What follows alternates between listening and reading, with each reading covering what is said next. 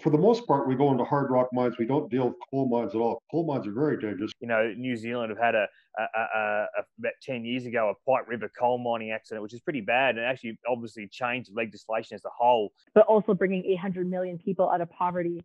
And just like that dichotomy, and what does it take? Well, a mass amount of coal and supporting the mining industry. We've got a lot of pushback on technology from operators that are saying, well, it's taking the skill away. Hello, everyone. Welcome to this special edition of the Crownsmen Show. I'm your host, Jerrod Downey. With me is Gowdy Molina. How are you today, Gowdy? I'm good, thank you. You've been you've probably been setting everything up longer than the show is going to actually run today. We've got we have four guests. Four guests plus you and I. So the six of us on this. This is the Crownsmen Christmas Panel 2020. What we've done is we brought hosts from I won't say all over the world, that's a big place, but the United Kingdom, Australia / New Zealand. Peter Finn will set what that is up. Alberta, Canada, and two of us are from BC, Canada. So it's going to be fun. Before we get into it, please stick with us. And who is sponsoring the episode today, Gowdy? All right. And then we'll jump right in. So today we have Cal Tire Mining Tire Group. Whatever your goals, reducing costs, improving uptime, or fulfilling sustainability commitments, Cal Tire's Mining Tire Group has proven solutions to help you reach your targets. With proactive planning, tire management innovation, and highly trained team members, at Cal Tire, they believe you can expect more at every stage of a tire's life. To learn more, you can visit them at caltiremining.com or email them at info@caltire.com. Next up, we have Power Zone Equipment. When you need a specialized team of world-class engineers for your oil and gas pipelines, dewatering, or any fluid handling needs, you want to visit powerzone.com. In addition to their inventory of rebuilt pumps, motors, engines, they also have an amazing team to design and engineer your systems, no matter the challenge, no matter the location. Get in the zone with Power Zone. Visit them at powerzone.com. And last but not least, we've got Savannah Equipment. Savannah Equipment supplies new and used mining equipment around the world, from placer to underground to ore processing plants. They have gold concentrating tables, trommels, and mineral jigs in stock now. You can view their entire inventory at savannahEquipment.com, where you will find more equipment every day. There we go. Bam. Alrighty. Thank you very much, Gowdy. Okay, hello everyone. Welcome to the show. I am going to do a quick read off of each of you. Now we've got our first guest is Alexandria Shrake. She is part of Energy Minutes, where what they do is they keep everyone in the loop on what's happening in energy, technology, and climate, and they produce these really neat animated and educational videos. The next guest is I am not going to get this right, this last name. I'm sorry, Frank. Frank, how do you say it? Frank Schlichting. Schlichting. Schlichting. Yeah, it's actually not hard for me to say until the camera comes off. You host Exploring Abandoned Mines. That's an incredible. He's got 136,000 subscribers, 15 million views, or 150 million views. And he explores all these abandoned mines across U.S., Canada, Mexico. We'll get into that. Then there's Peter Haddock with Content with Media, a business focused on creating great content for the construction and mobile plant sectors and making sure it is shared in the media. He's joining us out of the UK. Hello. And lastly, Peter Finn, Full Production. You're in New Zealand, but you're Australian. Is that right, Peter? That's correct, mate. Yeah. And I've been a guest on your show. You provide a platform for listeners to get behind the conversation that people are having in the mining industry. So that's who we've got on the show today, everybody. Welcome. Are we all ready to roll? Sure are.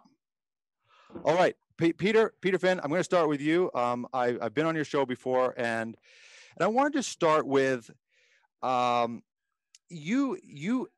The reason we kind of picked everybody from these different shows is everybody sort of has a different angle. We're all creating online content, but we all sort of have different reasons for creating it. You have the Full Production podcast, but you also are a mining contractor.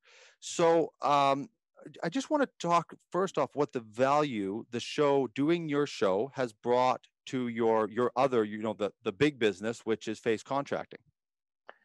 It's funny you bring it up. I was thinking about, as you're doing the sponsors, I don't want to rave on about your sponsors. So obviously they're already been given their plug, but Cal Tires. Whenever I haven't been to many mining expos in the last year because of the current status of the world at the moment. But Cal Tires, I actually don't use a lot of tires in my business, but I know who they are because they sponsor a lot of the right events that I go to. And the whole idea of the podcast for me was being a mining kid from, 0 to now at the age of 35, 36, and probably living in New Zealand the last 5 years and having offices in Australia, I started to get a bit of a perception of the industry or how people perceive the industry. So, and the industry is me, right, from ground up. So I was really keen to try and paint the industry in a better light. And how it's given me the benefit, well, truthfully, Jerrod and Frank, I've had Frank on the podcast, which is yet to be released, but you get to develop some really good relationships. And that's how it's benefited Face. Because for me personally, especially in the mining game at the moment, it is pretty on a big, decent upswing or a decent boom. But it's not what you do, it's who you do it for. And if you're doing things for good people and good clients, it goes a long way. And if you've got that relationship there, well, you got the ability to be able to have tough conversations that lays down that good foundation to make sure we're all on the same page and getting the job done from all different aspects, from a social license to operate in mining communities, to environmental impacts, right to the end product. People know where their ore's coming from, whether it be gold, lead, zinc, copper, whatever the material might be. Yeah, your show, and I've listened to it, and you really do come at it from every angle, and it's really focused in on that mining sector. But you've really focused on that human element, about inspiring people and motivating teams, and that. Just on a personal, professional level, how much is that? Have you had people on the show and then halfway through the podcast went, there's a ton of value, even if they hadn't have been on the show, just being able to talk to this person? I'm sure you've experienced that. Mate, personal interest is probably the most selfish thing that I've got going on this podcast, because I just get to sit down and pick everybody's brains and, ask questions. And it's like a free education for myself. Sorry, go ahead. No, it's just a free education, right? I get to sit there and ask some tough questions and pick their brain and learn heaps. And not just the mining industry too, right? You get guys that cross over from infrastructure, construction guys, to guys like Frank who go into abandoned mines. Like that's a world that I'm not exposed to, right? So it's interesting. Let's jump over to you. Do you? Anybody who looks up exploring abandoned mines, I mean, I've been in some of these mines. One specific time when I certainly was not geared up to do it and shouldn't have been in there. We won't go any further than that. It is a whole different kind of dark when you go into these mines. And I'm wondering though, when you're going in, how dangerous is it? I mean, is that why you've gained such a huge audience, do you think? So I'll start with the first question. How dangerous are some of these mines that you're going into? And then I want to talk a little bit about the audience side. Well, that's a very difficult question to answer. Like, a lot of people ask me for advice because they're kind of interested in going mines and stuff. And the precautions you take really depends on the formations you're at, what type of mines you're going in, that kind of stuff. So it's a very broad question. There's not really a simple answer to that. So for the most part, we go into hard rock mines. We don't deal with coal mines at all. Coal mines are very dangerous because you have toxic gases in there. You got methane, black damp in there. Just a really nasty place, really soft material. So we never go into coal mines. So if someone's asking, like I say, I have a very large following. All kinds of people are asking me these things, and they're trying to get advice. And I really hesitate to give them advice because the advice on mines or how safe they are depends on that particular mine. And in our experience, I've been in I think we've got our 234th show this week. Put a show out every week for the last 6 years. Been in that many mines, more mines than that actually, because some of we don't bother filming. So so the safety aspect, just generally speaking, mines are a dangerous place when they're operating because there's all kinds of equipment here. They're doing blasting in there. They have trains running in there. They're running stuff in ore chutes and different things. So it's like if you were at a logging show or something, you go somewhere where they're logging, they got machines running around, you get run over, tree falls on you, and all this sort of stuff. If you were there at night in a logging thing and all the machines are quiet, nobody's doing nothing, and you just walk through there, don't touch anything, there's very little danger. Because you're not, the mine is kind of a peaceful place. These mines are old. They might have not been operating for 100 years or so. And even though, say the back and stuff hasn't been scaled, there's a bunch of loose rock. As long as you don't touch anything to change that, there's very little danger, providing that you're monitoring the air and there's not any other hazards. So there's a lot of caveats to that. So it's a difficult question to answer. Most people think it's for me, they watch the show and they think I'm crazy, I'm doing things, but it's more because they're outside of their comfort level. Because when you're in the pitch black, you're going down, we go on rope. We've been 1,500 feet down, shafts going straight down, and we have all kinds of rope people that they don't do that kind of stuff. They don't, so it looks crazy to them because they've never done it.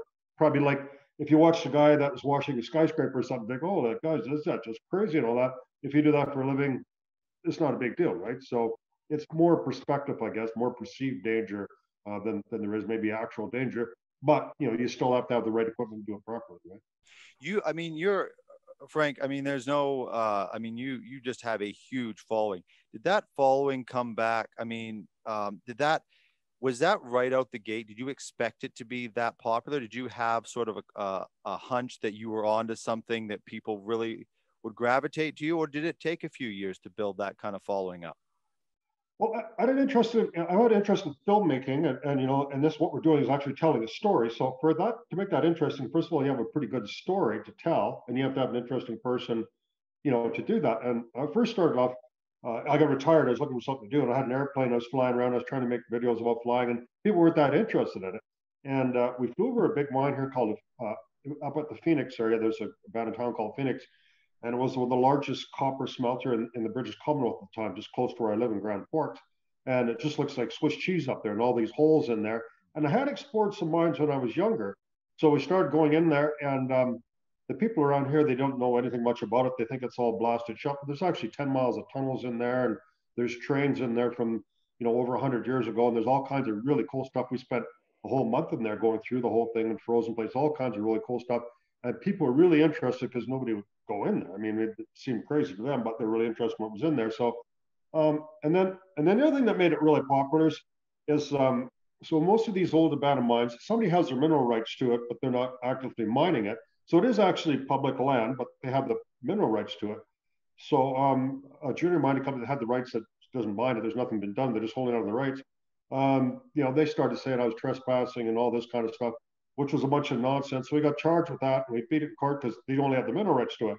So, but this woman was really nasty. So we had a big back and forth in the papers with the editorial, and that brought a lot of drama. That brought all kinds of people interested. So that really helped me out to get kind of started, if you can believe that. That's what I need to catapult the art show. No, it's amazing. Yeah, and it is it's that conflict though, definitely online. We've some of the most publicity we had is when we actually dared to say something about a mine had done something wrong, and that's when we got our backlash because we're sort of supportive of industry, and it's like, well, no, we still want to hold people accountable.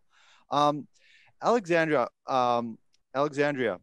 you have it's a completely different angle on it, and on yours, I've actually was looking around online, and I happened across you just by chance on LinkedIn. From a post that you had shared or something, and then I saw the organization you were part of, and I saw these videos.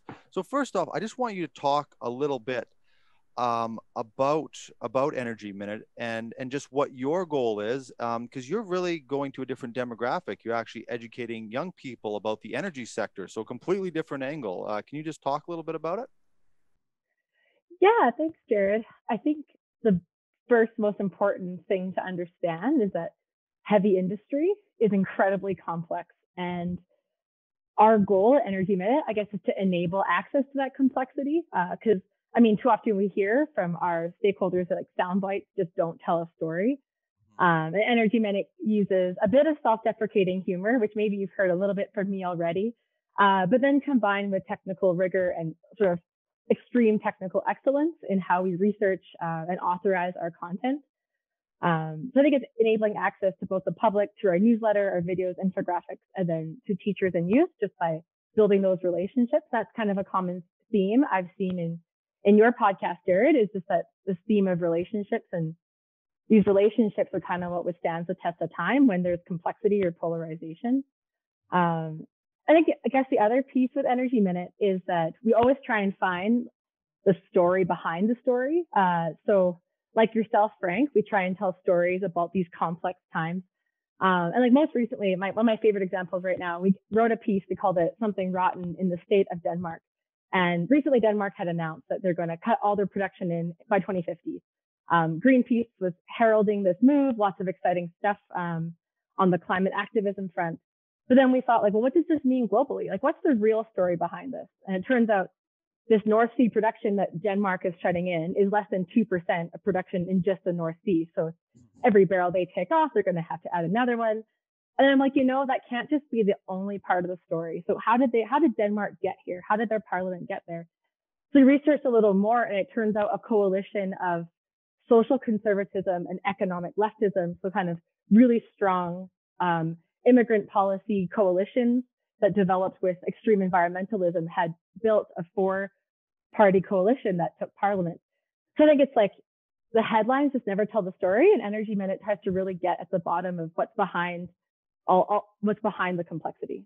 Yeah, and that is what you have the graphic videos that you show that just break down things in a very clear way, but also the information is so well researched. Where the energy is coming, where it gets distributed to. I mean, and it's presented in a way that there's not this sort of, so much of the content, it gets so skewed because within about 30 seconds, I go, oh, okay, they're trying to put some sort of spin on it. And so now the information is getting all manipulated. And all I want, it's kind of like when I watch, Frank go into mine, I just want to see it. I don't want all the other stuff.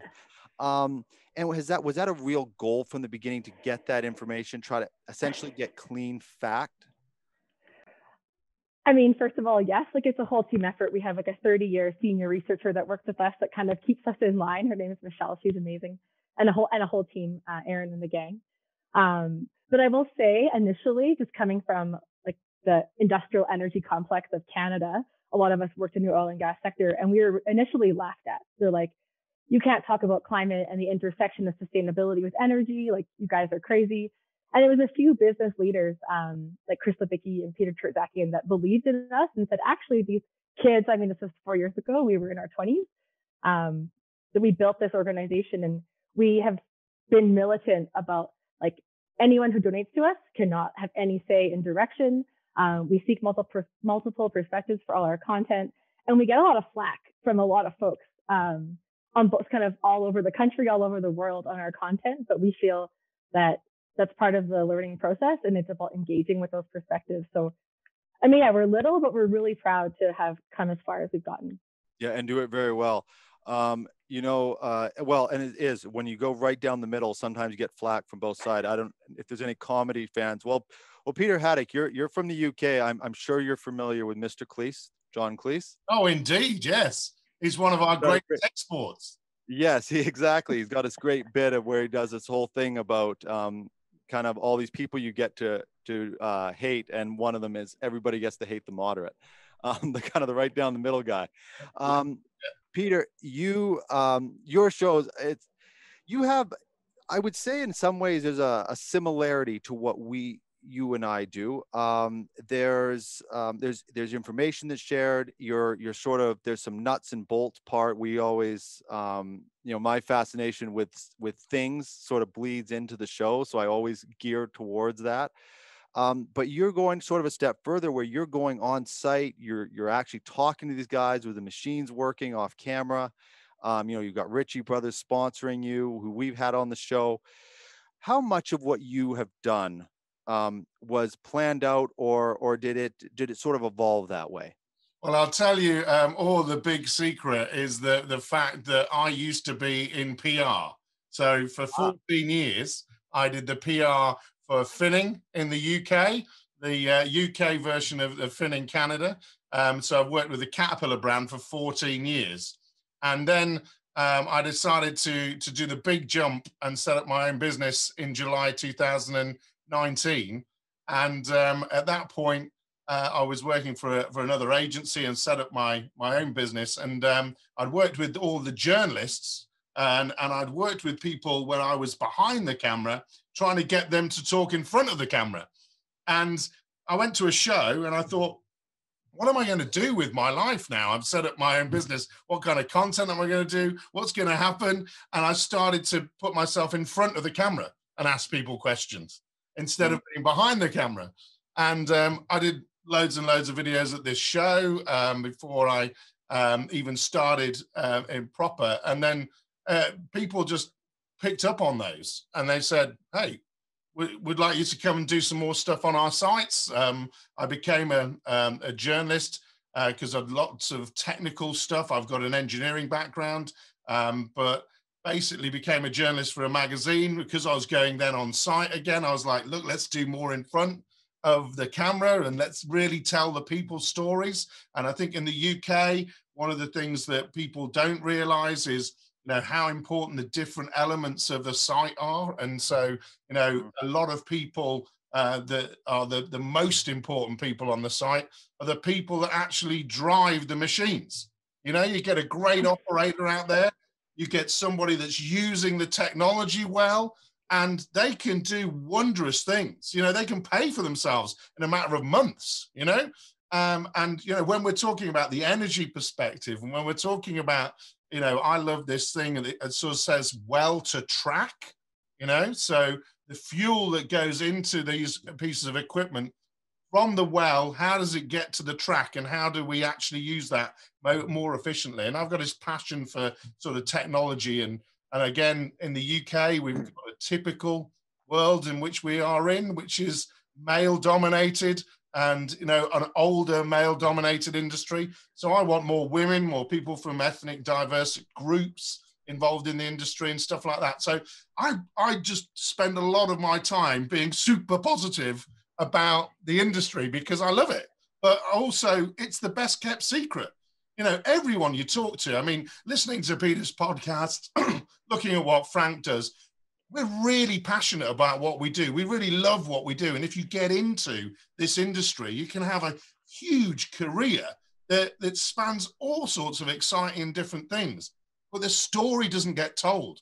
Where everybody in the UK thinks if you're in construction, you stood outside in the rain, and it's rained today, I can tell you, laying bricks or bashing some timber together, getting soaking wet. And it's just not like that. So, you know, I came about, then managed to get a conversation with Ritchie Brothers, who they want to support the industry. They go across brands and across the industry, and ultimately they want more people to buy and sell equipment with them. But they recognize that there's a lot that needs to be said in the industry, and they were really, really supportive of it. And again, with the technology front, been supported by Leica Geosystems, who's Hexagon in the States and Canada, to talk about technology. And I think that's allowed me to talk to the people I want to talk to, because those are the people that people want to hear from. And that's why it's all come about. So it's crazy, really. It's all about relationships, you know? Relationships with journalists. And I'm now building a relationship with you guys, because you just got to put yourself out there and do something positive, not negative. There's a lot of negativity. In the UK, we love to whinge. We love a good grump session, you know, and that Grinch top, we probably sell an awful lot of those, Frank, in the UK. You know, we love to whinge and moan, but, you know, you might not have noticed, but I'm wearing a Santa's driven sleigh with JCB, who are 75 years old. They knew I was coming on the show. They sent me a jumper to wear for this show, you know, so it's promoting the good British manufacturing while I'm there as well. One of our, we got a JCB on our Crownsmen Energy show. One of the units is that. No, it's great what you do. It's funny. You and I actually, it's a similar start, because we were doing more consulting at one time, and then we went to a show. We were trying to make a splash, so we did interviews, and nobody cared about our consulting services, and everybody cared about the interviews. So fast forward, that's how we actually came to be, and very seldom do we do any of that consulting work anymore, just because the show keeps us so busy. I've got to. I'm going to jump ahead here to a section. I'm going to start with Frank. And then I'm going to go to Peter, Alexandria, and then back to you, Peter Haddock. What's a show, Frank, that stands out for you? Either it gave you the biggest rush, it was the most popular, or just anything about, there's a particular episode out of all the over 200 you've done that just stood out to you. And we'll put a link to it and everything, you know, in the section, in the write-up section. Is there a project, a show that stands out? That's a difficult question to ask because we got so many different aspects of stuff. So what we try to do is not do the same thing all the time. So we were just up in the Yukon and we found a really cool old shovel that was been abandoned in the bush and know what it was from 1904. And that's something we don't usually do, but it's a mining thing, old steam shovel. And then we were up in the Yukon and looked at a bunch of the gold stuff there because a buddy of mine runs in that industry. And then we were up in Faro and looked at the biggest reclamation job everywhere in the world, the Faro mine. Last year we were down in Arizona for the whole winter, and we went into a mine called the Castle Dome. We found 7 pairs of jeans from the 1800s that are worth like $50,000 a pair that we didn't get to keep. So there's just so, and that's one thing about the show. We try to do all these different things that just doesn't keep it boring. So it's really difficult to. People are always asking, what's the most favorite thing you ever found in a mine? So the one thing that we do, the big thing we're doing here is we've got a huge museum of 4,000 square feet.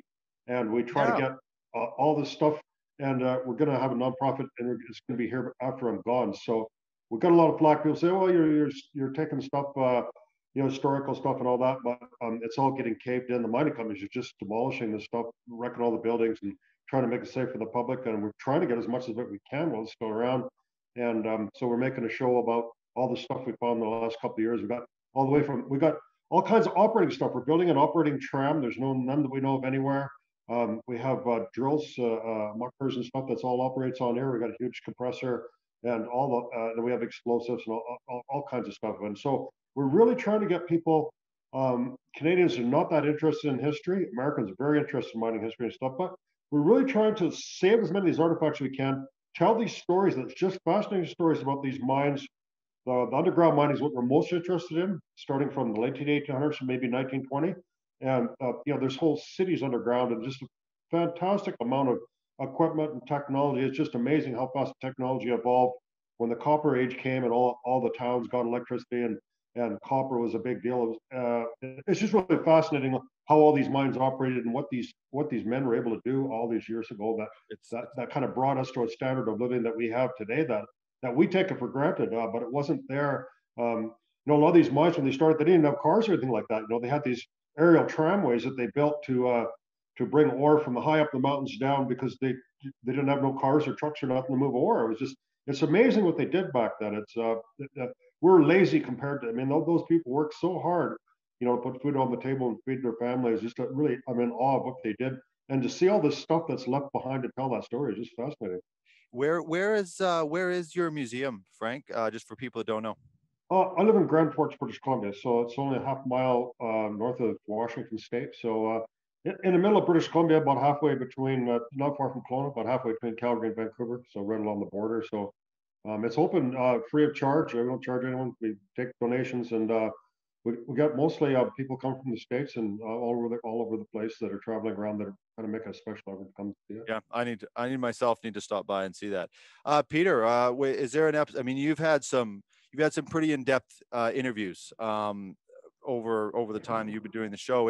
Is there an episode that stands out, a conversation you've had that maybe even just affected you personally in a way, or just that you thought really the industry sort of needed that type of interview?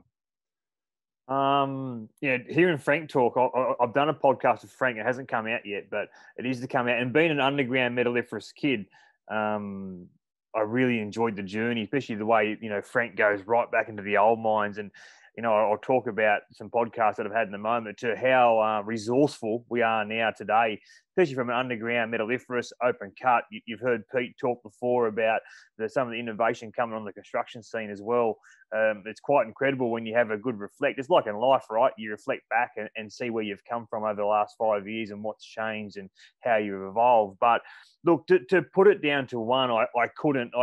I was going to mention one of my highest viewed one is number 12, which is a podcast with myself and my mate Robbo.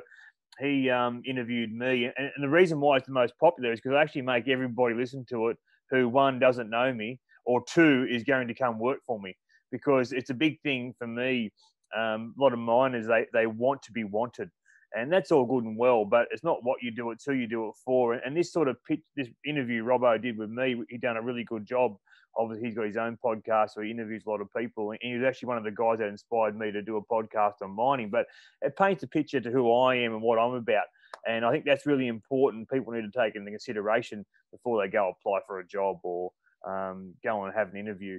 And scarily enough, people, I hear in the mining circles, people, I put out 100 resumes. You think about it, if you nail your resume and you get it in front of the right people and you get that job, that's going to provide for all your fun stuff, right? But people just throw it around like it's a bar coaster. And I think we need to put more energy into, people and how they're brought on into the mining industry and what perception they've been painted with. But mate, I can go right down to, and I've done 150 or so podcasts now. Don't seem like I think I'm up to 115 that's been aired. I'm not too sure what number I'm up to at the moment. But some cool ones I've done. Casey Stoner. Does anyone know Casey Stoner, the GP motorbike rider? Has anyone heard of him before? No, obviously, mate. He's an Aussie guy. Valentino Rossi and them guys who ride them really fast motorbikes. He was obviously elite with them. He had a really bad injury, but one of my mates in Kalgoorlie had an expo, and he was the star show. And I was like, mate, what would it take to get him on the podcast? And literally, and that day, and Pete, you talk about going to events and you podcast and talk to a lot of people. It can become really draining, right, from a personality point of view. Mm-hmm. And I've done a fair few of them now.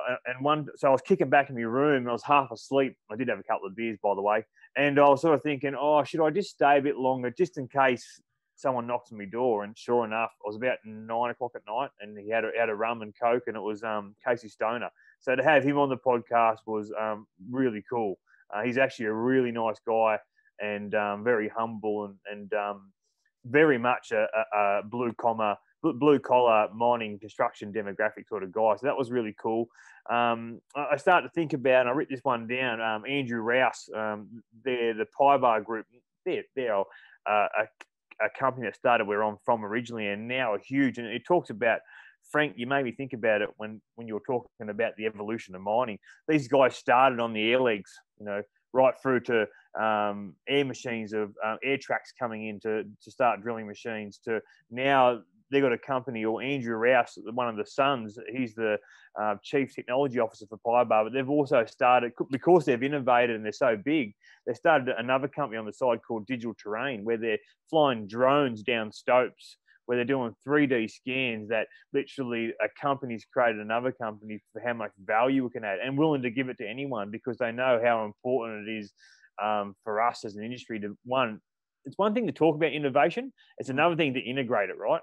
And these guys are the prime example of talking about innovation, integrating into their workplace and go, hey, my workplace is the same as your workplace. Why don't you just use our product? We'll sell it to you and add the value, right? Contractors, you're a bit like a boxer. You just tell them how good you are until they give you an opportunity to jump in the ring. That's just an example of the evolution of mining. And I find stuff like Frank does extremely interesting, especially on Reflect. But there's also a couple of ones you talked about that, where people are vulnerable, right? It takes a lot for a person to, when people come on the podcast, they put a mask on, right? They want to be perceived a certain way. They want, and fair enough too, companies and people in an individual point of view want a certain perception painted about them. So that's why they come on the podcast. So you do want to make sure you make them look good and stuff. But the ones I really like, which you talked about, was the ones where people are vulnerable. people that pull the mask down, the people that really dig deep into it personally. You can see it sometimes where they hold back and they go, oh, wow, this is a bit of a deep topic. And not saying it gives you fulfillment that you've got into that spot, but it's willing that they're willing to go there. And it's a dark corner. But, you know, Brett Robbo, he's been on the podcast a couple of times. I think he's the one that's just come out recently. He's a personal mate. And he's had a lot of adversity in life. A guy that's doing a lot of really good work in the mining industry, episode 95, is Lachlan Samuel.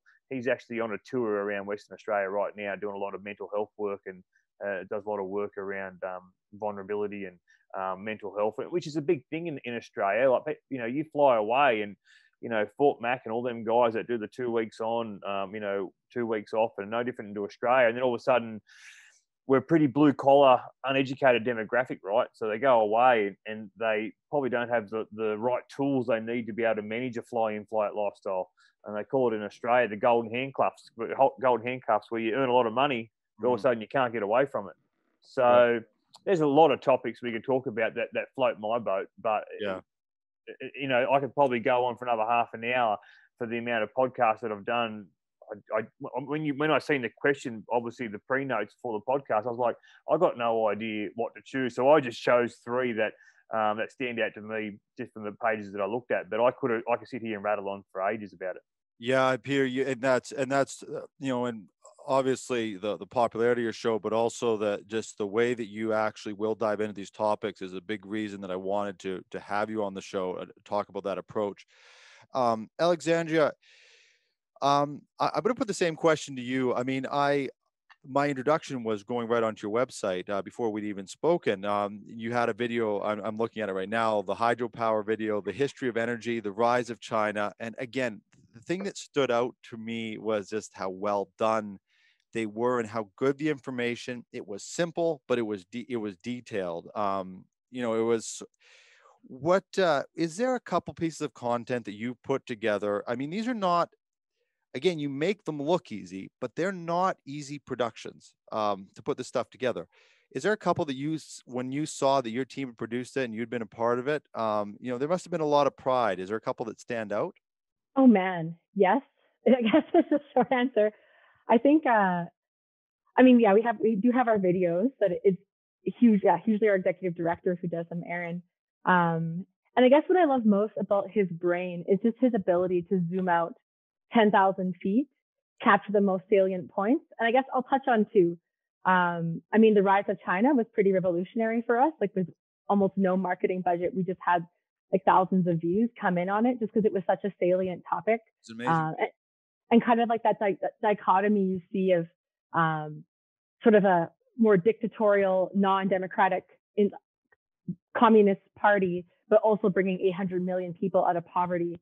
And just like that dichotomy, and what does it take? Well, a mass amount of coal and supporting the mining industry, supporting those frontline workers who work in those fields. So I guess that was one piece that really stood out to me. And the other was I was invited to guest write to a sort of feminist anti-fracking climate activism group as their expert. Like in a past life before I joined the tech world, and of course running Energy Minute with my peers, I planned, fracked, and delivered natural gas and oil in central Alberta. And to be invited to speak as a geophysicist with my technical hat on fracking, to be that expert for this San Francisco-based anti-fracking activism group, I thought was a huge testament to the whole team and our ability to build those relationships. Like, to be invited in that space, I think is pretty sacred. Like, it's not every day you get that type of audience to listen to what you're saying. So yeah, I'm pretty proud, I guess, of those 2 pieces.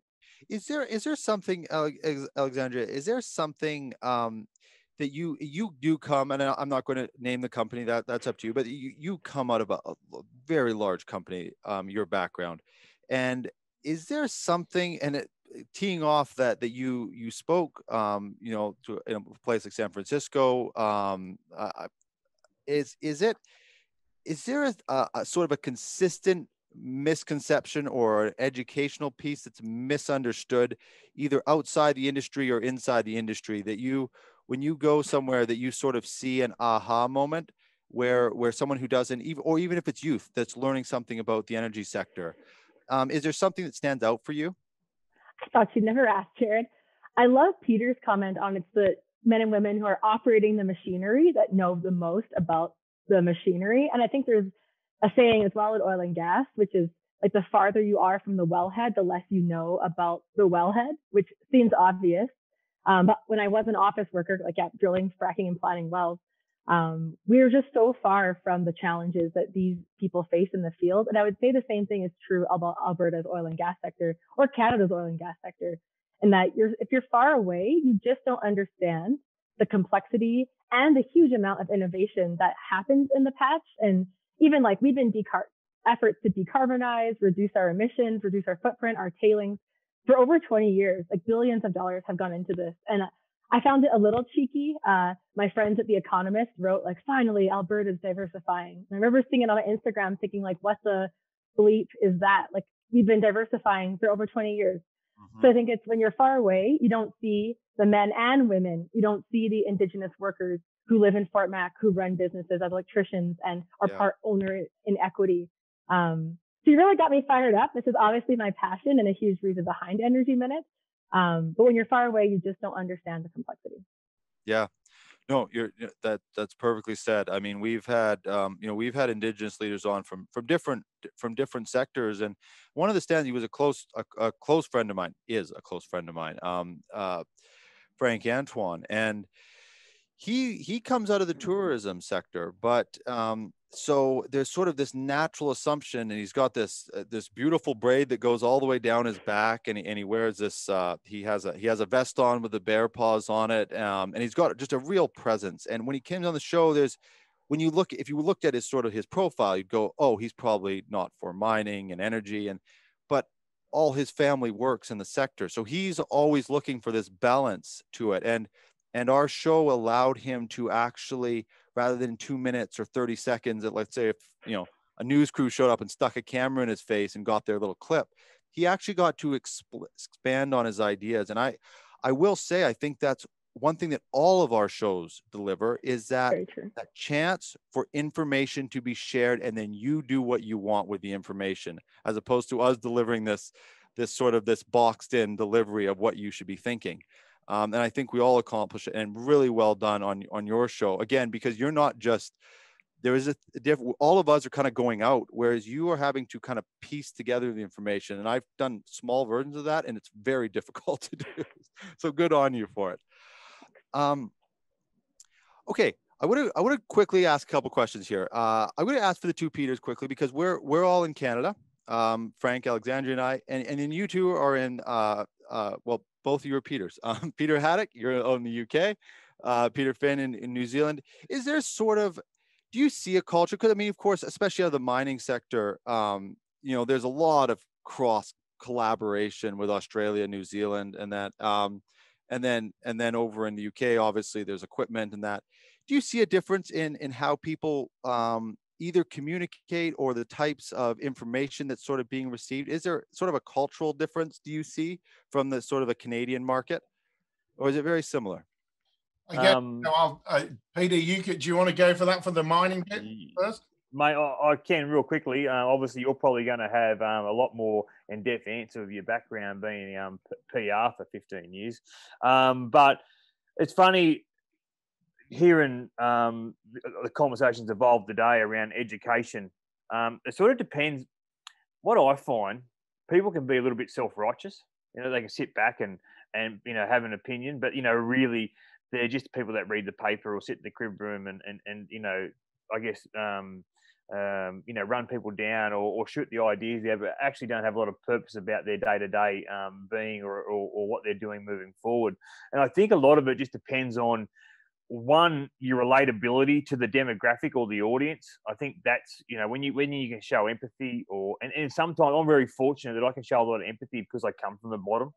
That makes sense. I started from, growing up in a mining town, worked in the mines and got to a certain level of, status. So it gives me a lot of, I walk into mining, I walk in backwards. It's really easy. Okay. It'd be like, me walking into abandoned mine. I'd be so out of my comfort zone. It wouldn't be funny. So it's all about having your own thresholds and being relatable to the audience. But then I guess it depends on the audience and what material you're giving them. So there's the workers, there's the service providers, there's the contractors. So that's like FACE, for example. There's the actual mining operations. There's the OEMs, which I'm sure, you can talk about a bit more, Pete, with, all the products that Ritchie Brothers sell, from CAT to Komatsu to JCB. There's a lot of different resourcefulness that comes from our suppliers as well, from products. And then obviously there's the shareholders. And if you look at that on a big picture, then the government statutory requirements, you look at that in a big picture, we're all connected, right? And so it's all about how you relate to that demographic and how well you structure your information and your content to making sure you're getting your message across and hitting them targets. Do you ever get, just quickly, when you have those sort of that empathy side and that real like human element of, mental health and things like that. And I try to be authentic on this show myself. When people when they start talking about mental health to me, I'm not a great person, and I'm working at it, but I'm not great at having those discussions, because I definitely come from the world of more hard knocks where you kind of go, no, I'm fine. So it's a tough discussion for me to have. And do you get pushback on it from the industry? Do you ever have people just kind of that kind of wish that it wasn't even being discussed, or just get pretty well received? I think everyone's pretty open to it these days, right? Yeah. The resilience in people is changing too. We talk about it. You're right. School of hard knocks. Probably all of us in this room are probably not different. I'm no different. Where my dad, he smoked cigarettes, he drank beer, and that's what they did. They were hard men that done the job. And the resilience, the demographic, the Gen Ys. We could go right down and break down the psychologically how people have been brought up from 0 to 18, and then they're 18 into the workforce, and their sense of entitlement and all that sort of stuff. And what happens is, you sometimes find people who do push back on it or are a bit hard-nosed are probably the people that haven't scratched the surface on themselves enough. Mm-hmm. They're not the people that probably need to have a good look in the mirror. They don't want to look in the mirror too long, because they might see something they don't want to see. Yeah. And, that's ultimately how far they want to take it. And everyone's, including myself, everyone's at different stages of life, okay? Yeah. I'm 35. How was I when I was 25? There's no way in the world the Peter Finn that was 25 would see me sitting on a panel today talking about this stuff. Right. Yeah. So who knows what I'll be like when I'm 45. Yeah. I have a feeling now that I've given it away that it makes, I have a feeling if I come on your show again, we're going to get into it a little bit more. Definitely. Peter, how about you? You mentioned that there's sort of this, the culture of the idea of that the constructions, this guy standing out in the rain, laying bricks, that sort of thing. Have you seen a culture? I guess I'll ask it in a different way, from culture versus Canada. Have you seen people sort of surprised at the sort of the content that you were releasing, and sort of pulling back the curtain on what an operator actually goes through, which they are amazing, these people that operate these heavy machineries? I think there's a number of different strands here. What I'm trying to do is go all the way across the spectrum, because the number one asset that you have got is your people. Okay. And those people can make the difference, and they can make a good difference, and they can make a really bad difference. They can make a bad difference by, unfortunately, saying, rather awful things to people in lots of different ways, in lots of different prejudicial ways, or they can be really supportive as well. And that can bring on people. So for me, what I'm about is actually telling the story of the industry from the people that are in it. So the stories I've got a podcast with Leadership Series, which I went out and talked to the leaders of the industry, the directors, the CEOs, about what they're doing with their companies, where they're going with their companies, what they need out of the industry. And then with the technology front, we're talking to the operator community through those people and saying, well, actually, I know that these leaders here are going to take technology and they want to escalate that. And tomorrow morning, I'm on a panel with Highways England, which is basically a workshop with a lot of senior people in the industry. Now, Highways England looks after all our big roads, our motorways and infrastructure, and they're pushing as a client to get technology in. They're pushing for change, innovation, acceleration of all of that stuff, and so are the people there. Now, that's all well and good, but if you don't explain that to people in the industry, that are actually then down at the other levels at maybe site management level, where they've got to learn all this new technology, how to use a rover with a screen on it, how to use your smartphone with basically shows you what the underground utilities could be, you know, then you don't take them on that journey. And equally the other way around is we've got a lot of pushback on technology from operators that are saying, well, it's taking the skill away. So my last few videos with operators, one guy called Murray, he's like literally going to be retiring, you know, and he said quite bluntly, I don't want to do this technology. I didn't want to do this technology stuff. They didn't kind of make him. They said, Murray, you're the best operator we've got. We're on the most expensive piece of equipment we've got. We have to use this because it's 3D. Please, can you help us, Murray? And he goes, all right then. And guess what? It took him 2 to 3 days to learn it in a steady process. And he was basically bashing out that site when the other people hadn't even arrived on site, you know, because he's the operator that can do it. But it's a confidence thing. It's like me coming on this show today. You know, I'm coming on now because I've managed to get myself in front of cameras. You know, you saw me in July 2019 and I'm like, you know, but now it's like I'm passionate about it. I know I can tell the story, and that's why I want to come on things like this, you know. And then our market's very different. We're plant hire led. So we've got big plant hirers that hire out equipment. So we're not contractor led in the UK, and we don't have mines, and we do have quarries, but you know, a lot of that stuff is completely different to what the contractor culture is in different parts of the world, including Europe. And so we have technology innovators and adopters that may be owner operators. So they'll buy the equipment, own it themselves, and operate it themselves as a single unit, and then build their business. But they know the value that if I can do something quickly and I can do it in 1 day instead of 2 days, because I'm charging people per day, or because I'm then I'm going, oh, I'm not making any more money. But actually, these guys have turned around and gone, actually, I'm going to charge and change my model per job. So I'm going to charge for the job. Now I can do it 50% less time. I can do more jobs and I can make more money. But they want to keep that as a secret to themselves, not to the rest of the industry, because that's their You're letting that secret go. You know? And so a lot of that sort of stuff goes there. And this goes back to some of my sort of content I'm proud of. I mean, I went to Con Expo and I did about 35 interviews in 4 days, when I literally ran around the show, did a lot of work with Caterpillar, but ran around the show grabbing people with 10-gallon hats because I needed to interview someone with a 10-gallon hat about something, you know, and stuff. And I really enjoyed that because you're getting people in the moment about what they want to do and talk about. But the most important people that I interviewed were 2 young children called Eve and Pierce. And Eve and Pierce were the kids of the Global Operator Challenge winner for Caterpillar's Global Operator Challenge that had 10,000 people around the world in it, and their dad won it. And I was there. I did the only interview bar the Caterpillar people with the winners, and you know, Josh, the boss, as they said, let me interview his kids, and they were like, "My dad's won the Operator Challenge," and that was like, this is it, you know. We had a finning winner from Canada. He was the runner-up was Tommy from the UK's finning dealership, and that was just all about operators. And it was like, it was so exciting. It kind of brought Hollywood to our industry, and I think that's what we need to do: bring Hollywood, bring excitement, bring fun, bring passion. And I guess as a dad, my favorite interview of all time was my then 11-year-old son, who I took on a dig day.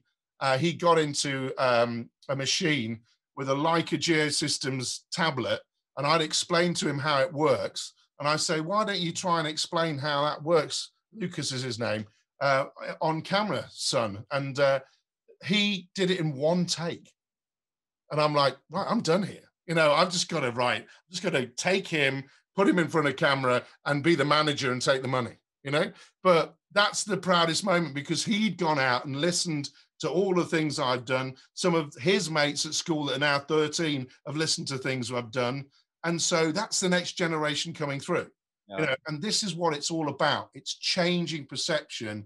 It's having the energy and it's saying, look, there's a big operator, huge operator shortage here, massive. We've got HS2, which is a high-speed rail link, and they're going to hopefully, Lucas and one of his mates maybe, is going to launch an operator hub.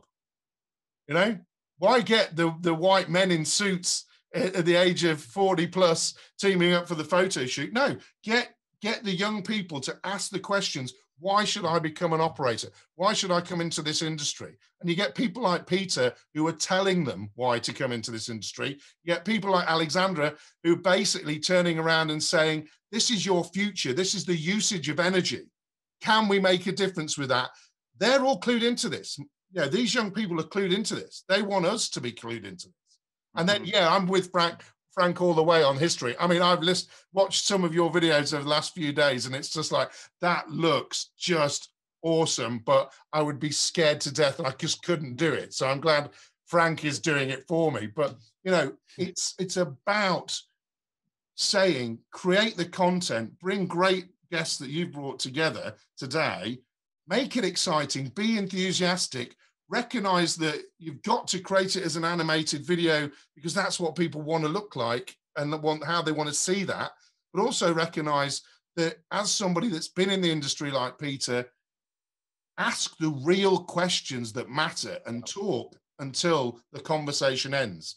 Now, and I mean, the best thing that's going to happen to me next year is I'm doing a live show, which I'd love to get you guys on. We're doing live shows with 2 other influencers where we're literally going to say, what's the new equipment? What's the news? What's happening? What's going on with Brexit? How is that affecting this? What, you know, and just really make it live and get people to tell their stories because that's what we're here for, storytelling. Yeah, it is. It really is. I mean, even I had an exterior company, which I brought up many times on the show years ago. And I mean, it was just living in this tiny little box. That's how I operated. I mean, there was a few suppliers and maybe the supplies came from overseas. But nowadays, I mean, just the ability to actually have some really good relationships with people that you've never met is absolutely incredible. Frank, I've got to ask you, and this is, to me, this is an important topic because, I mean, anybody who watches my show or the show that Crownsmen produces knows we promote heavy industry. We want mining, energy, transportation, construction. We want these industries to do well. Part of that is holding people accountable. Have you got some pretty heavy pushback for going into these sites and sort of showing how things, not just the old mines, but some of the newer ones, how they've been left? And I just want to put a little caveat to that, is that the people that come on our show generally want mining to be held accountable because they want that high standard so that the industry gets better. Have you gotten that pushback from going out onto some of these sites? You know, I share that same view. I've never really said anything against mining. I'm not against mining in any ways, and that's been a real kind of disappointment to me. I've tried I've got a pretty large audience. 15 to 20,000 people watch my videos every single day. People are very interested in mining. They want to hear the story, and part of the story was, so we tell the story about the historic stuff, but also tell other stuff. And I'm really keen, and we've had some mine owners, small mine owners, that said, "Look, come to our mine, and we'll tell you the story about how we're searching for gold and the small thing and all that." And it's really awesome. And what I'd really like to do, and there's no mining company. Every time I've asked them, they just ignore me. There's no major mining company that will allow me to come onto their thing, and all I want to do is say, "Tell us the story. Show us how you find the minerals and how we go in there, develop the underground drifts, take the minerals out, and then let's go through the process and let's go through the mill. We'll show how you guys make concentrate, Yeah. And they don't want to do it. I don't really understand that because it's like, I don't know if they have anything to hide. I think they're doing things responsibly, but why wouldn't they get that message out? Because people don't know that. Nobody knows that. Nobody's telling that story, and I think it's very important for corporations that are acting responsibly to be transparent and let people tell those stories. Like, I know a lot about the whole process, and and I'm not there to embarrass them or anything like that. But I've talked to a lot of people, and they said, "Oh yeah, we'll arrange a tour and that." And then they talk, "No, the lawyers don't want you anywhere. No, you can't. No." But I really don't understand that because I'm not out there to embarrass anyone. So I think that's a real. I think there could be a huge benefit to companies that would actually be more transparent about the process. Yeah. I'm not sure if that answered your question. Oh, that does. No, and I will say we've got a very large email list, and I know some of the big companies are on it. So if you are watching, which you probably are, give Frank a call. Let him come on your site. Can I say one more thing? Because I'm sorry, Yes. kind of backtracking your editor. So about the question you said about my favorite video. If I had to pick one video that I'd want people to see that I've never seen any of my stuff, we got a $60,000 grant from TELUS because all my viewers voted for it. It was kind of a fan thing. So we got $60,000 to tell a story about an abandoned mine. It's called Undermine. So I hired a professional producer and editor and all that. So it was a fascinating story about the two largest mines in the British Commonwealth of the Phoenix mines here in Grand Forks. And then that operation moved to Antioch. Just a fascinating story. And it's a really if you're really interested in mines and history and how they evolved in the whole industry, I'd invite you to watch that one. I'll make sure, Gary, we'll make sure we get a that would be the link that I would like people to see. Yeah, if I'll make sure we have a link to it so people can find it. Okay, it's been me asking the questions the whole time, everyone. And I don't have to put, you can do a pass on it. But is there? I mean, by now all you are fairly familiar with each other. Are there any questions you had for one to the other? Peter Haddock, we'll start with you. Did you have anything you wanted to ask any of the your fellow panelists today? Yeah, well, I want everybody to tell me very quickly what drives them to continue to do the content. I love it. It's like a drug. But what drives you, and what is the one thing that if you could guarantee that happened to your content, would it be? Well, I could start. I guess the reason I do this is because I'm retired. I got nothing to do. So I was a rancher. I worked in the oil patch and stuff. So I know all the kind of stuff that you guys are talking about, run equipment all my life and cleared land stuff. So I was retired and I wanted to move on to do something else. So my biggest fear is I don't have nothing to do. So I started doing this and I really got interested in doing the film thing. So so I kind of enjoy having something to do and people appreciate it. And I think I'm doing something worthwhile. So that's I guess that kind of drives me to do what I do. For me, it's the connections and outcomes. That we get notes that say things like, "You've changed my mind about XYZ," or "I never thought about sustainability that way from within the patch." So I think it's the relationships and the outcomes, and like the anecdotal, qualitative, even though I'm a physicist, like the qualitative feedback that I get that I think motivates me. Mate, it's a good question too.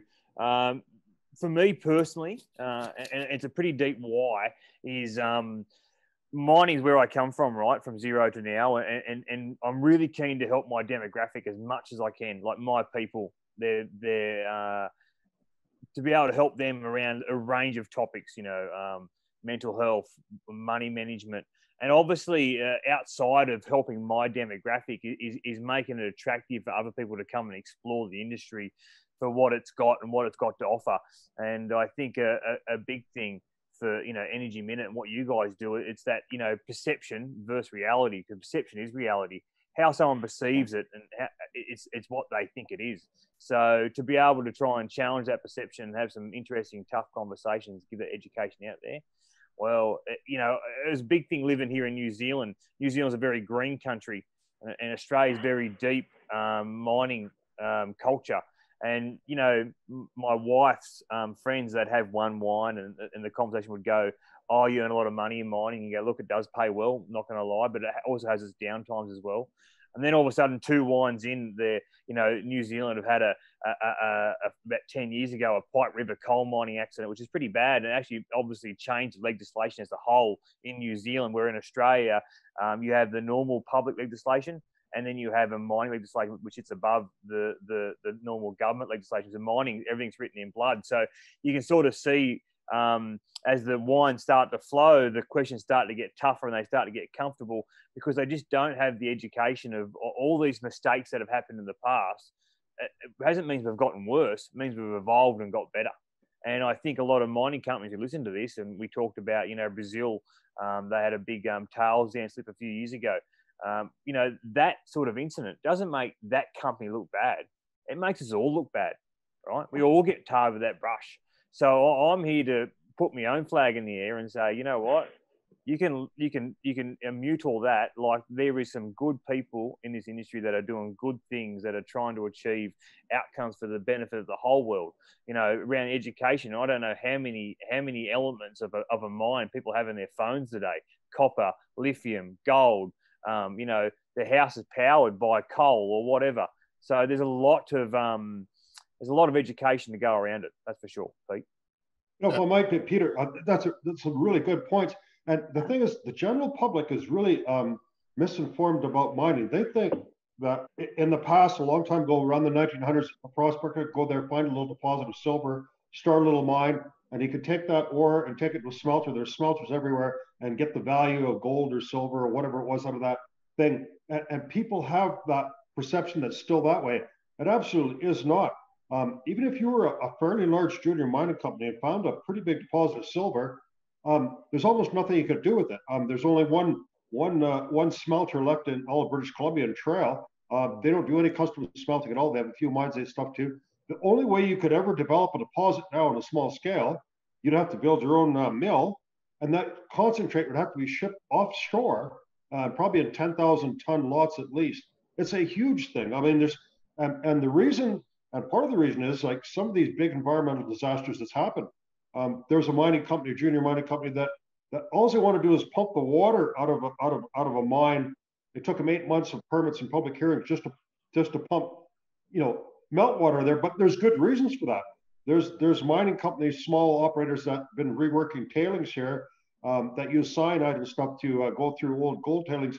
The dam broke and killed all the fish in the creek. It cost millions and millions of dollars for the government to clean that up.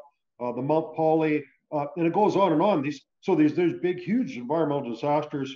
The Faro mine in the Yukon, and interesting, when we talk about energy and stuff, I don't know if you know this, but the Anvil mine in the Yukon used 70% of the electricity generated in the Yukon when it was operating. It was a huge mine. Wow. It ran for 30 years.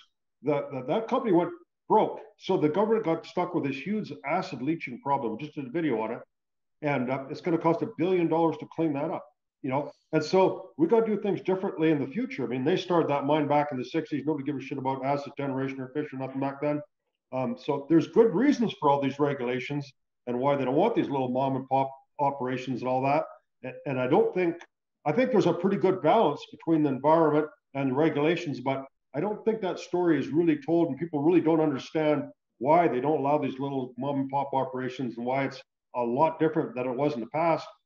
The past caused a lot of problems, and and I think the industry and the regulations have really kind of kept up with the problems and have done a really good job. And I think most of the mining operations are fairly responsible, and everything's kind of coming into sync. So I think it's a good news story, really, but you don't hear it that much. You're definitely right, Frank, and I'll give it back to you in a minute, Jerrod. It's funny how much we've evolved, right? The whole reflection thing, we've evolved so much as an industry. That's why I like what you do, Frank, because you look back and you think, wow, like, we've done a long way. And unfortunately, it's people before us, it can't change the past, can we? But we can change the future. And that's ultimately what we've got to do. And be able to stand on this. I've got a lot of old mates in the industry, and trust me, they're not that easy to get on the podcast, but I still stay in touch with them because it's like having the ability to stand on the shoulders of giants.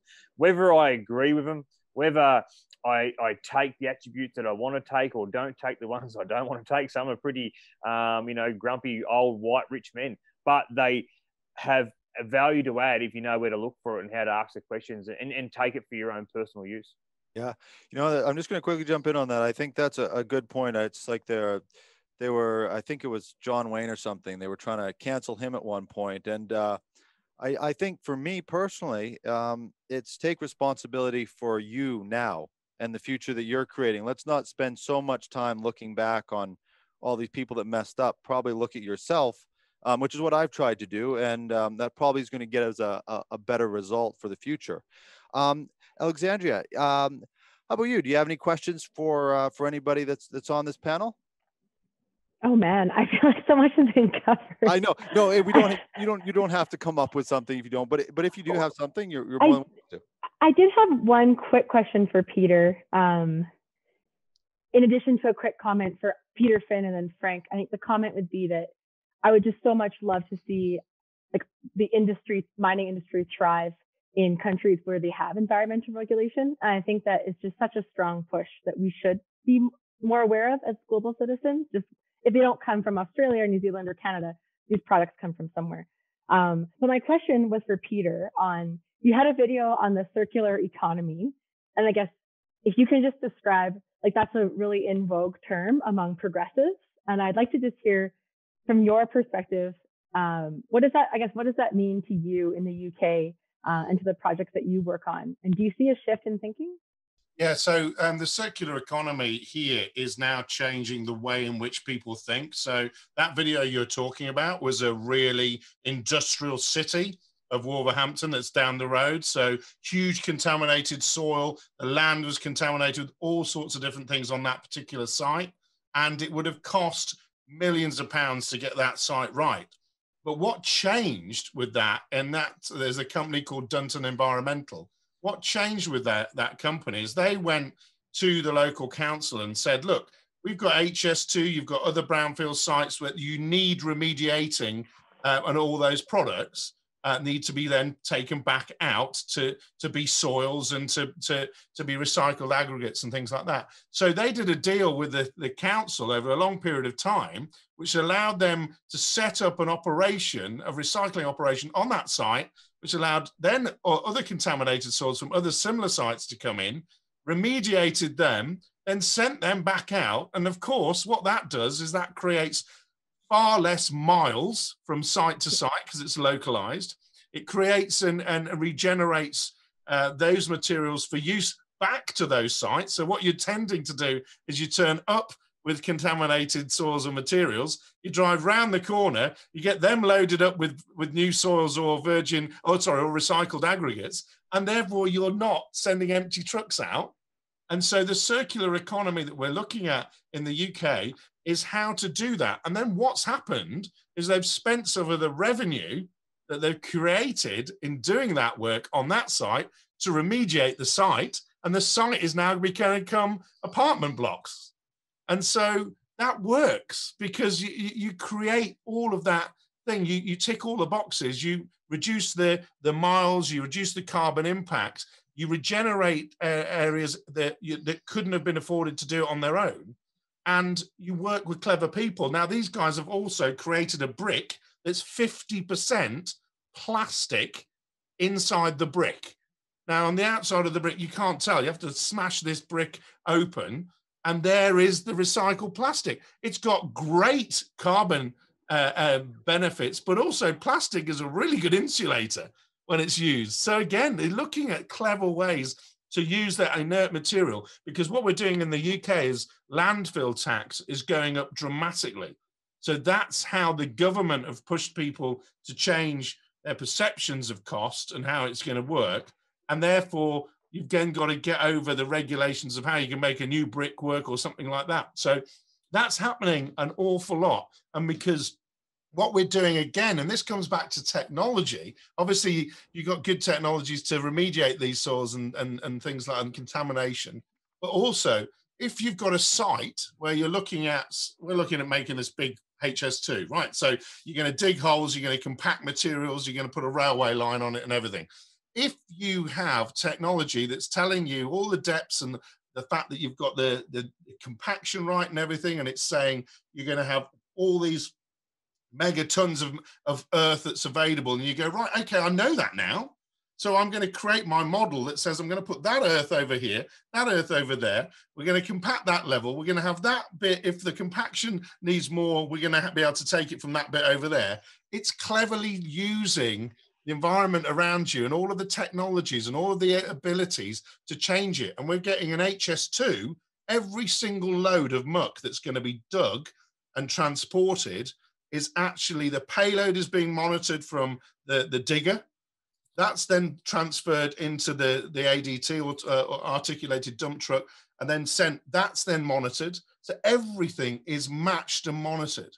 And that sort of level of understanding and data and usage not just helps that project, it helps the next one and the next one and the next one. So we deliver on this circular economy over and over again. Did that help? Absolutely. Cool. Actually, I didn't. I think I only saw a little bit of that. That's a video you have there, right? Right Yeah, here. yeah. I'll send you the link. Okay, please do. Frank, you got anybody's brain you want to pick as we wind down the show? No, I guess I just maybe have a general comment to make to all of you. You know, you're more involved with the modern, some of the challenges and stuff into tracking to the industry and all that kind of stuff. And I think probably maybe the one thing that probably could be helpful is I think there's kind of a perception from young people, especially that mining is really dangerous because they're aware of the deaths and some of these horrible stories about coal mines and stuff, and the reason mainly they don't work underground is quite a bit more dangerous and stuff. So, but I think it's they haven't done a really good job in explaining how the advances in technology. I mean, like even things like logging is stuff really dangerous. A lot of people died and stuff. And I think, you know, today to be in the mining industry, it's a pretty exciting industry, and it's no more dangerous than any other industry. But I think there's still kind of a bit of a misconception that you know, that it's a really dangerous industry, and even being underground and all that. And it's really night and day. So one of the coolest mines here, there's a really cool book about the Sullivan mine. It's called The Best Miners in the World. The Sullivan mine ran for about 100 years in Kimberley, and it was really cool. They had hot mucks and they had lava underground and all this kind of stuff. But when you look back at this whole thing, there's a really cool book that told all about the miners and stuff. And you know, back in the old days, they killed an average of a person every year. There's a lot of people killed in the mine for that. But in the last 15 years, it was shut down in 1990, I believe, or 2000. Nobody died in the last 15 years. So, you know, like the advancements in the technology and the safety, you know, it's just like night and day. It has jumped in with along. It kept up with all the other sectors in the construction and logging and all the other industries and the oil patch. I mean, the oil patch and all these things. Just there's been so many advancements in technology and quality of life and all that. And it's probably I think there's a perception of the mining is really dangerous and stuff, and it's false as far as I know. So yeah, and so I think I will say I think there's been I think with all the content that is being put out there, I think that perception is at very least being challenged at this point because of all this sort of information that's getting put out. Peter, you do some great interviews. You honestly do. And so I'm going to leave the last. Do you have some questions or a question that you'd like to pass off to somebody? You left the best for last, mate, which I appreciate. Frank, you're right, Frank. You know, the education between underground metalliferous versus underground coal, they're totally different worlds. And I done a really good podcast. So Dingy Patterson, episode 111. He's actually a mate of mine. He's actually got both backgrounds in underground coal and underground metalliferous. I actually met him in an underground metalliferous mine here in New Zealand, where he was the mine superintendent at the time. But he's actually the head of the re-entry that's heading into the Pike River re-entry crew that the government are funding to be able to try and find some evidence around the explosion to how it come about and all that sort of stuff. It is a bit of a political heartstring, especially in a non-mining country. So there's a lot to it, but it's a really good podcast to you know, also give a good insight to even underground coal mining, right? The statutory requirements underground coal mining now absolutely through the roof. Like, it is a very safe place to work. We're all trying to reduce the amount of deaths in mining. The task of doing the mining method is still the same. It's just a lot more safer these days. The precautions that's coming into play, the innovation. So I really appreciate you touching on that topic, because it's an important topic and an important perception to get out there. But out of this whole conversation, the only thing that I've got to take out of it is how much we can actually learn from each other. Hearing you all talk, it absolutely different industries, different perceptions, different parts of the world and all them sort of questions that come to mind. And I think everybody here has probably bit their tongue a little not to come out and take over the interview and just start asking questions about certain topics they're interested in. You should see my notepad, it's pretty full. But I am going to wrap it up with one question, and it's going to go to you, Alexandra.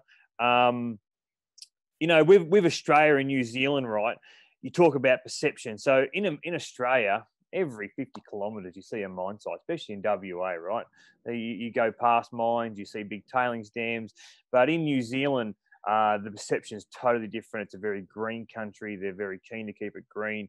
So you watch companies like, and don't get me wrong, in Australia, there is a lot of talk around social license to operate, doing right things by the community and the environment. And definitely, trust me, Australia is, in my eyes, and I don't want to be a one-eyed Aussie here, but I like to think we're elite in the field of mining. And I could go down a whole nother conversation with yourself, Pete, about contractors and industries becoming more transactional. When why would they do it themselves when they can pay someone like me and just do a transaction arrangement where they carry the risk? But you start talking about good companies like you go follow a company called Oceana Gold. They're the company I work for here in New Zealand. The effort they put into marketing their rehab of old mine sites, it's absolutely trying to give out the message that we're not just sitting here on our hands saying, oh, we mined that globe pit and now we're not doing anything with it. The trees that they're replanting, the environment they're trying to shape. You talk about back in the day where cyanide has been dumped into the wrong places. The environment recovered, right? Over time, people pump money and resources into it. The environment's a very adaptable thing. And, we're far from them days. Them days are well and truly begone.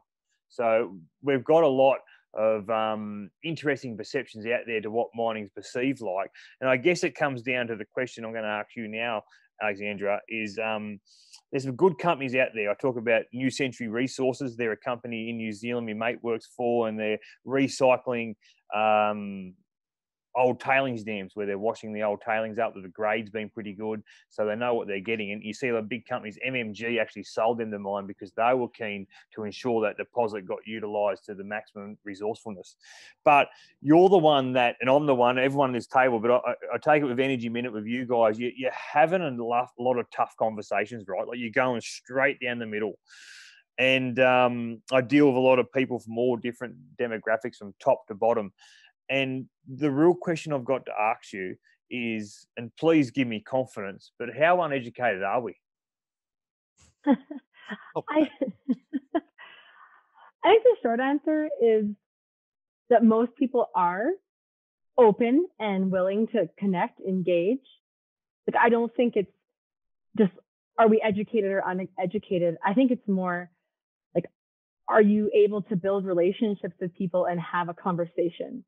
And that's where like people who I think sit in their ivory towers, whether it's in the offices of large oil corporations or whether if it's being the head of a tech firm and looking down on everyone else. I think it's getting away from the ivory tower, working with having kind of a bit of self-deprecating humor and being able to connect. Like, I don't think it all is lost or things are hopeless either. And in my experience, like it's such a minority population that is vehemently unwillingly open to listening and engaging. I think like the other piece that I've really noticed is that like just because you don't like someone or just because you don't agree with someone all the time doesn't mean you can't have a good relationship with them. And kind of just it sounds so cheesy and silly, but like I have tons of friends who are anti-pipeline or who are anti-LNG.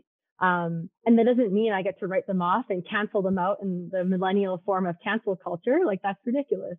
It's like, how can we find qualities together that make us more similar than we are different? Like none of us want a spill. None of us necessarily even want to be on fossil fuels forever. Like, but I think there's just recognition of realities of human consumption, and just that's a complicated topic. And I think like the industrial energy complex is very real, and there have been real injustices to people within that advancement of energy abundance. So I think it's just, I wish I don't have all the answers, but I am very, very hopeful in that dialogue. In like, and just by connecting like yourself, Peter, I think you have like a salt to the earth type attitude, as does everyone in this group. And like, I really do believe we're not uneducated. It's just we haven't had the chance to connect. Like I really believe that.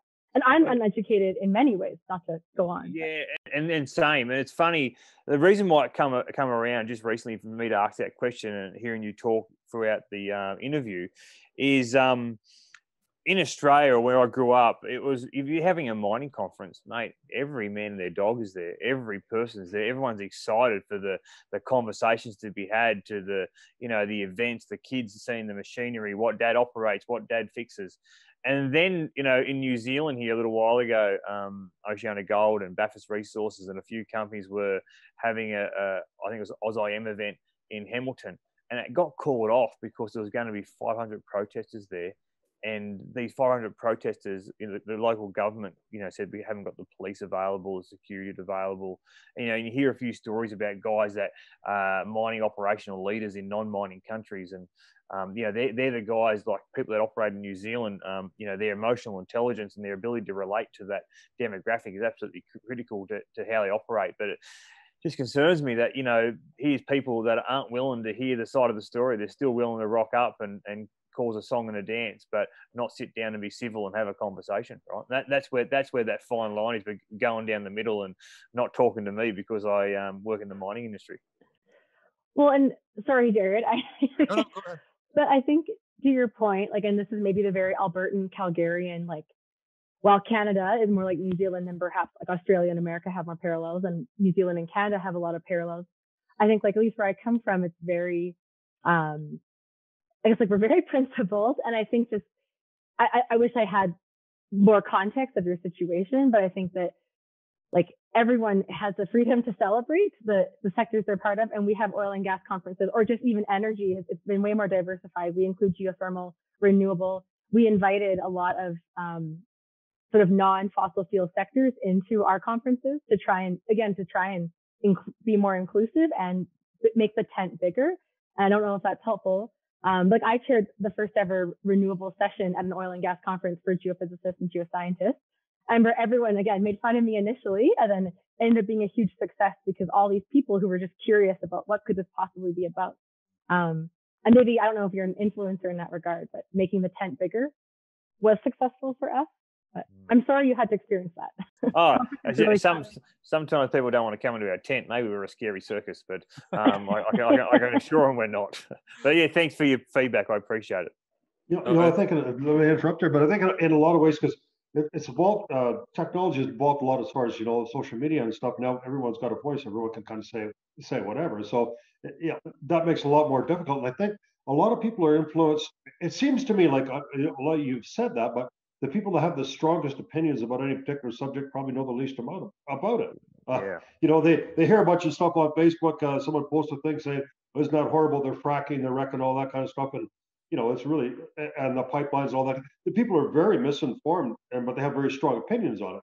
Like you said, the closer you are to the wellhead, the more you know about that. But the people that have these really strong opinions are people who are so far removed from that they know nothing about that. They live in the city somewhere. So, so like I said, the social media.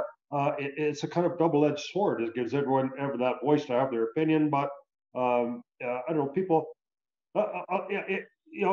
people have to be able to read something and decide for themselves whether that's much malarkey or not. Right? And I'm not sure if the average person is really able to discern that. A few years ago, we were in a group, and I was trying to get a concept that I had in that it's this old idea of the more you know, the least, the more you realize you don't know. And so I drew a chart with a pie in it. And I said, it was Rory was one of the people that did it and a couple other people. And it said, I'm going to divide up. There's going to be art, history, and then politics. And I put up this chart and I said, and then I had a couple things that of something I knew that they were very competent in. And I hadn't done the experiment before. So they did all these percentages. In politics, it'd be like, oh, I know 20% of it. And then history was like, some of them were like 50%, these ridiculous numbers. And then all the things that they were competent in, they were putting like 3-4%. And then I thought, well, maybe that was just the people I was with. So I did it to a couple other people. And it was very consistent. Now, if I did it on a mass scale, maybe it wouldn't, but very true that the further removed from it, the more you you don't know so much that you start to think that you know something about it. I mean, I've certainly been guilty of it. And again, I think that's one thing that all of you certainly have in common, is that you're providing people a detailed outline of a piece of information. And I mean, none of us will probably realize the importance of that, because it's just individuals watching it. Not a lot of people are going to come up to you and say it, but it makes a huge difference to how we interact on a whole as society, the way that we're sharing information through our platform. I want to thank you all for coming on the show, and I've got to quickly ask, we're promoting. I mean, you see sponsors at the beginning and everything like that. So last two questions. We'll start with you, Peter Haddock, and then we'll just go through Christmas tradition, or what you're sort of hoping to promote in the new year, what you have planned. Oh, we got a mute happening. Well, the Christmas tradition, sorry, Jerrod, is mince pie, which is this thing right here. It's not mince meat. It used to be in the old ages. And also a nice old bottle of Coburn's Special Reserve Port, which you should really drink out of a sippy port cup. So that's some of the... Look at that. And we have a big thing about Christmas Jumper Day, which was on Friday. This actually arrived just in time today. But yeah, so lots of stuff like that, and Old Lang Syne and things that we all sing and bring a bit of coal in, etc. But yeah, so yeah, just general Christmas traditions, lots of Christmas cheer and food. But next year is just all about getting content out there, all about coming back to what you guys have all just said. I did a live broadcast with my other influencer friends last Thursday, and we're talking about Doosan wheel loaders. Okay. And it was supposed to go on for about half an hour, and it ended up going on for an hour and 8 minutes, because people started to interact and say, well, what do you think about this? What do you think about that? We ended up talking about machine control and tilt rotators on excavators, because the audience wanted to know. And it's our job as content creators to go with the flow of the questions, and actually give people answers, or go away and say, listen, we're going to give those questions to the people we know and get answers back from them, and so that's why we want to create these audiences. And I do all my work really on LinkedIn. For the other live shows, my friend's got a big following on Instagram and Facebook and stuff, but I do a lot of my work on LinkedIn because I want to talk to people in a professional context, and I want people to have that engaging conversation. But yeah, my LinkedIn has got people from all of the different elements of that community, because, I do believe that you've got to enable the conversations, and you don't know who the expert is until you meet them, and until they actually ask you a really good, important question, and you go, I have no idea, but we'll find it out. Yeah. Thank you, Peter. Mr. Finn, what do you have any holiday traditions, and what are your plans for 2021, which hopefully will be a little more normal? Yeah, a little bit more normal. Elf on the Shelf, mate. I've got two young kids, Blake and Annabelle. So we're away camping at the moment in Lake Taupo in New Zealand. So we're in the caravan. I just come to my auntie's house, or my wife's auntie's house, to do the podcast. So every morning when the kids are asleep, we've got to sneak around the caravan and put the elf somewhere different. And the excitement on my kids' face when they go looking for Elfie, or when they find him, it's something that I'll cherish for a long time. I look very unfavorably towards the day when they realise that Elfie's not that cool. But for the meantime, they're really enjoying Elfie. So that's the current trend on the Christmas special, mate. And for 2021, it's a good question, because to think about 2021, we're all got to think about 2020, don't we? She's been a ride itself. So for me, there's some pretty decent changes coming along. Full production, the podcast, it will still to continue to help mining operations, increase their production and become a full production mine site, whether it be, the range of topics you can cover in the mining industry. And there's a little thing that Steph, my marketing manager's come up with, that we're starting a little underground version of the podcast where we're taking snippets from a lot of the old ones and putting them into shorter ones. So a bit of some gold nuggets there that we've been able to filter through some old content. Mate, I'm pretty keen to keep life in balance for 2021. 2 young kids, a busy business, a lucky wife, and no tourists at the moment in between Australia and New Zealand. I know it just recently come out, they're looking at maybe open the borders between Australia and New Zealand. So right now you can fly from New Zealand to Australia without any type of stay anywhere before you can go out into the public. But coming this way, you do have to do 2 weeks in the sin bin. So looking forward to, truthfully, next year, I'm going to try and explore as much of New Zealand and Australia as I possibly can before the tourists, coming to Lake Taupo now and going to places, the bungee jump down here in Taupo. One time I came here, the lineup was so long, it was like, you'd be lucky to get a spot. Now you can walk up and have a bungee, have a swing. Yeah. I don't think I'd keep on going, but definitely it's nice to have that your own backyard to yourself. And I think it's probably highly encourage everybody, Canadian, American, wherever you're from or wherever you're at, is there's plenty of look in your own backyard if you want to go for a little squirt around. Yeah, when this all started, I was trying to convince my wife. I was like, we should go to Italy. There's not going to be lineups. She's like, we're not traveling right now. Alexandria, you have some. Now we're coming back to Canada here. All 3 of us. Frank, we're here in Canada. Any Christmas traditions you'll be carrying out, and 2021 outlooks? I think for my Christmas, it's like very much a blend of worlds. So like my mom is a Chinese immigrant. And so we often will eat like Chinese dim sum or takeout on Christmas Eve, and then eat the traditional, more North American style of like 10 kinds of potatoes. My favorite being marshmallows toasted with sweet potatoes underneath. Must have, let me tell you. And then for what's happening in 2021, I mean, I guess I kind of have 2 energy focused goals happening. So of course, growing Energy Minutes newsletter. We have a really unique blend of public servants, so people in office, energy CEOs, and then clean tech CEOs and professionals from all these sectors who tend to like our content, just because we do add humor to complexity to at least make it entertaining and short. So growing Energy Minutes to the best of my ability with the team, keep your infographics and K-12 lesson plans going.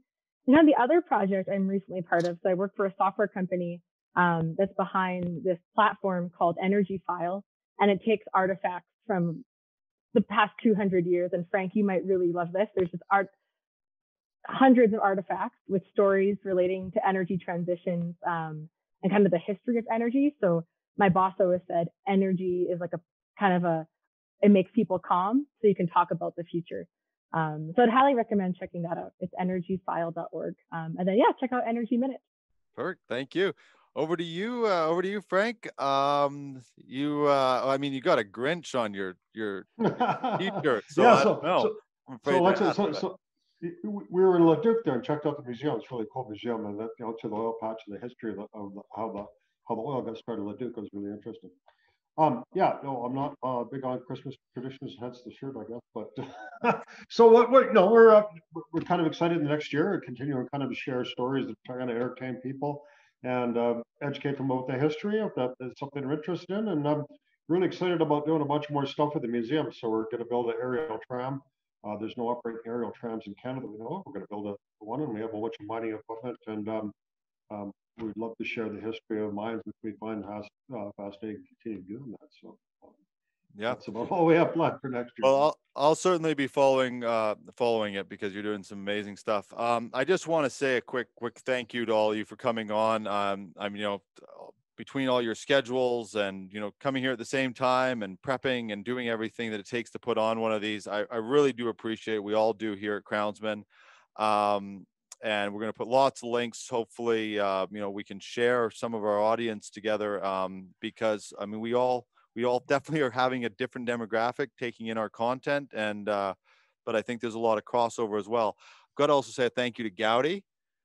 We have produced a lot of shows together this year. It's been pretty intense. So thank you for sticking with it. You're very sticking welcome. with us. Hope you had fun. Do you have any Christmas traditions that you're going to pull off this year? I'll just throw random questions at you now. Yeah, just Put you on randomly. the spot. I think that this year's very different. We're used to what we call posadas, which is kind of us. It's where you kind of go from house to house, you know, kind of like the journey of, you know, Joseph and Mary asking for a place to stay, that kind of idea. And the people give you food, and mostly food, which is like the best part, and things like that. Unfortunately, of course, this year is very different, so we won't be able to do that. So we'll just kind of be at home, you know, that kind of thing. next year, all the festive traditions will come back. Yes, absolutely.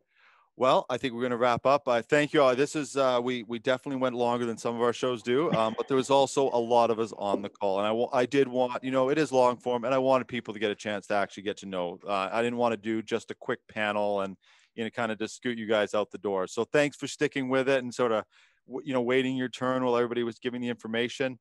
And we'll also be sending you the full interview, so you can take out clips of, you know, your individual conversations and everything like that.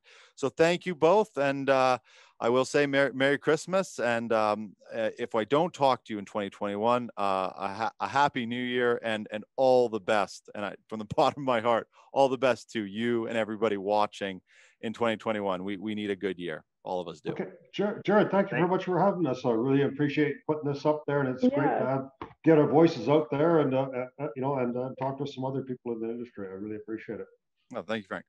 Thanks, mate. Guys, Yeah, thank you. cheers.